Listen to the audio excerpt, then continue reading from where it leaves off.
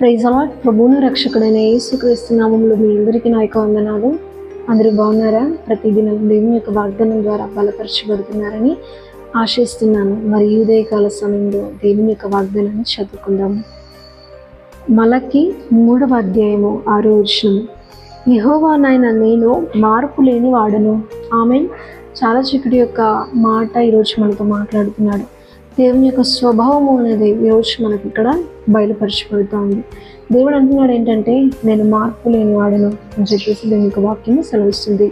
నేను మారను. పరిస్థితులు ఎలాగున్నప్పటికీ కూడా నా క్యారెక్టర్ ఇంత, నా ప్రవర్తన ఇంత అని చెప్పేసి చాలామంది చాలా మాటలు మాట్లాడుతూ ఉంటారు కదండి. అవన్నీ ఫేక్. కానీ పరిస్థితులు మారిపోతే ఎవరైనా మారిపోతారండి. ఎందుకంటే ప్రవర్తన చిన్నప్పుడు చిన్న వయసులాగా ఉంటుంది. కొంచెం ఒక ఏజ్ వచ్చిన తర్వాత ఆ క్యారెక్టర్ వేరే ఉంటుంది. ఇలా వారి యొక్క క్యారెక్టర్, వారి యొక్క ఏజ్ని బట్టి వారికి క్యారెక్టర్ మారుతూ ఉంటుంది.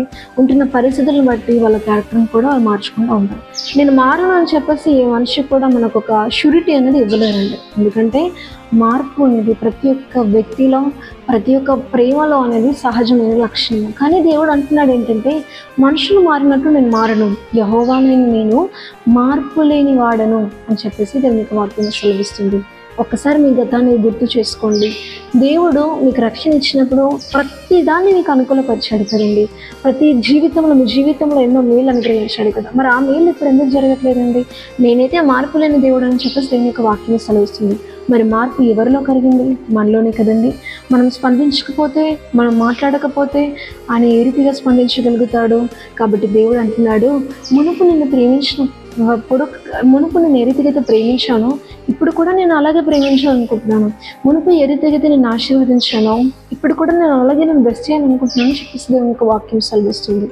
మార్పు లేని దేవుడు ఎవరైనా ఉన్నారు అంటే వారు ఎవరు లేరు. ఆకాశం నుండి మనం నమ్ముకున్న మన దేవుడు తప్ప మారడు. మన స్థితిలో మారడు. దీన స్థితిలో ఉన్నా, సంపన్న స్థితిలో ఉన్నా, ఏ స్థితిలోనికి నువ్వు వెళ్ళినా కానీ ఆయన ప్రేమ విషయంలో మార్పు ఎప్పుడు కూడా మనకు కనబడదు. అలాంటి గొప్ప దేవుడిని మీరు నమ్ముకున్నారు కాబట్టి ధైర్యంగా ఉండండి. ఎప్పుడూ దేవుడు తన సహాయాన్ని మీకు అందించడానికి సిద్ధంగా ఉన్నాడు అని చెప్పేసిన ఆశని కలిగి, విశ్వాసం కలిగి ఉండండి. మీ జీవితంలో ఒక మేలును మీరు చూస్తారు. అతి కృప దేవుడు మీ అందరికీ అనుగ్రహించినగాక. ఆమె ప్రార్థన చేసుకుందాం. పరలోకమందున్న మా తండ్రి, నీకు మహిమ కలుగును గాక. చాలా చక్కటి యొక్క వాగ్దానాన్ని మాకు అందించావు. నేను మార్పు లేని దేవుడిని చెప్పేసి మాతో మాట్లాడుతున్నావు కనుక మనుషులందరూ వారిలో మేము మార్పును చూసాం. కానీ నా దేవా, వాళ్ళకు నీకు ఎంతో తేడా ఉందని చెప్పేసి ఈరోజు వాక్యం ద్వారా మాకు తెలియపరుస్తున్నాం. ప్రేమలోనైనా, సహనంలోనైనా, మాటలోనైనా, ఇక ప్రతి విషయంలో తండ్రి నా దేవా నీలో మార్పు లేదు అని చెప్పేసి ఈరోజు మాకు వాగ్దానం చేసి మమ్మల్ని ధైర్యపరిచావు తండ్రి. మార్పు లేని తండ్రి యేసయ్య, నిన్ను విశ్వసించటకు సహాయం చేయండి. ప్రతి ఒక్కరికి అట్టి విశ్వాసం దయచేయండి.